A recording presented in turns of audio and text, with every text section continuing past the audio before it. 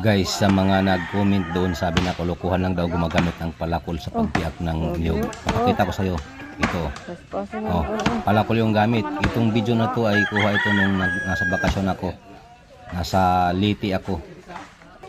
Galing pinsan ko yan ng nagbibiyak. Tapos nagbibideo dyan si Mami, si Roxy.